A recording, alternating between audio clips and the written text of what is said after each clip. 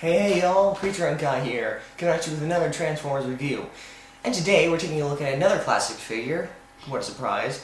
And this is from Generations, and it's actually kind of an odd one, sort of like Straxus. This is Thunderwing. Now I actually read the story the first story that had Thunderwing in it, and he is actually kind of cool. And actually there was a G1 representation of this figure. It was a Pretender, and while this one is not, it actually looks almost exactly like it.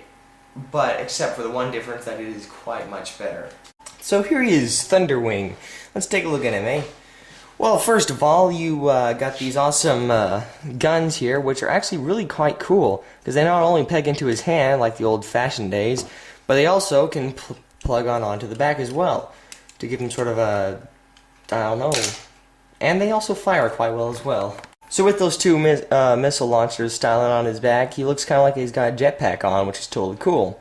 And these missiles on here are actually a nice, pleasing, dark, orangey, translucent color. It's very nice. As far as articulation goes, it's actually pretty good. It's almost like one of those Action Masters, in fact, because he's got ball-jointed shoulders. He's got hand joints, elbows, knees, thighs, even a good head joint around there too, which is almost like a ball joint. And as far as and we can compare him to the other comic book baddie here, Straxus, to see exactly how tall he is compared to him. And as you can see, he's about the same size, but these two jetpacks on the back give him quite a bit of a height advantage over even this guy's missile pod over here. So he's a very cool looking dude. Yeah, he's pretty good. In fact, but I love how they were able to make him look like his old Pretender shell as well. I mean, it's just that whole samurai. He's sporting that whole samurai ninja sort of fautique here with the side deals and I don't know, just the overall look of armor. And even in that head, he looks quite frightening. Look at that thing. Oh, and by the way, here's a hidden third mode: giant bug-eyed dweeb mode. So yeah, I'm actually quite pleased with this robot mode. It's actually very good.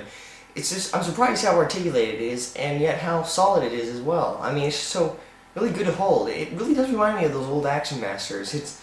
Although it also transforms, and the alt mode, while it may not be all that great, it still is an alt mode, and I'll take anything. It's another half-cocked, futuristic jet thing. Yeah, so when I first saw this, I actually didn't want to get it, because I was actually afraid that it was some sort of Cybertron or something repaint. Because actually, when you look at it, it does kind of look like something you might find from Cybertron, from the Cybertron series or something like that. But it's not. It's completely new, and it is kind of cool because it does once again look a lot like the Pretender shell from the comic series and from the original toy as well. So it actually does do a good job of looking like the old G1 rendition of him, as well as also being very cool. But looking under there, you can kind of tell though it does become a robot, so it's kind of a bummer. But still, it's cool, kind of. Now, I will give it credit for this. I love these downward-facing sort of wings. They actually give it a nice cover-up to all that junk under there. And to be fair, it really isn't that bad. Well, okay, yeah, it is. And I don't like it how this bit just kind of sticks out here. But that does leave for it to kind of give it this extra little dealio that was not really necessary, but they added it in anyway. I'll show you what I mean. For you see, in here, one thing is that you do have nice landing gear, and that's kind of cool. Under here, and then in his shins as well. So yeah, that's nice, right? But yeah, for you see under here, there is a little dealio that comes out, and is actually a little tiny drone. Which, yeah, it's actually kind of cool. I mean, it's neat, but I really could have done without this whole front end of the front nose of the jet just kind of sticking out there. I mean, if you're going to have bulk under here, you should at least have it stretched out over the whole entirety of the jet, and not just leaving this big chunk out here sticking out like some vulgar appendage.